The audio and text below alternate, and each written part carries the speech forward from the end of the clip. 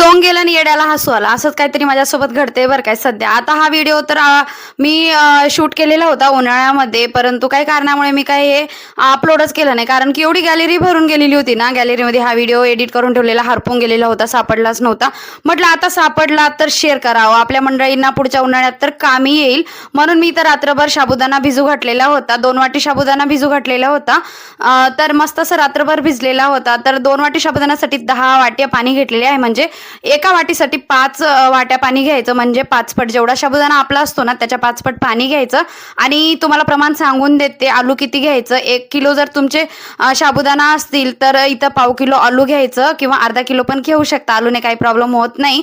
त्यानंतर ना मस्त असं इथं चिली फ्लेक्स टाकलं, जिरा टाकलं, पापडखार टाकलं आणि उपवासाचं शेंदव नमक टाकलं बरं काय. मस्त असं याला शिजू दिलं. आता शिजलेलं ओळखायचं कसं, तर इथं प्लेटवर टाकून घ्यायचं, ते नाही पसरलं तर मग शिजलं म्हणायचं. मग असं मस्त असं एक छोटूशा आपल्याला पातेल्यामध्ये काढून घ्यायचं आणि खाली पेपर आतरलेले आहे बरं काय. त्यानंतर पेपराला तेल वगैरे मी काहीच लावलेलं नव्हतं. तेल लावल्यावर ना पापडाचा नंतर वास येतो, त्यामुळे मी तेल सुद्धा लावलेला नव्हता. मस्त असे पापड्या आपल्याला टाकून घ्यायचे आणि पापड्या जाडसर टाकायचे. वाळल्यानंतर ना ते आपोआप पातळ दिसतात आणि ट्रान्सफर दिसतात. एक दिवस घरात वाळवत घालायचे आणि दुसऱ्या दिवशी ना मस्त असं त्याला ऊन दाखवायचं, कडक उन्हामध्ये वाळून घ्यायचे. बघा आपले पापड्या रेडी झालेले आहेत आणि 2 वाट्या साबुदाण्यापासून एवढे सगळे पापड्या तयार झालेले होते. त्यानंतर मस्त कडकडीत तेल गरम करायचं आणि तळून बघायचं.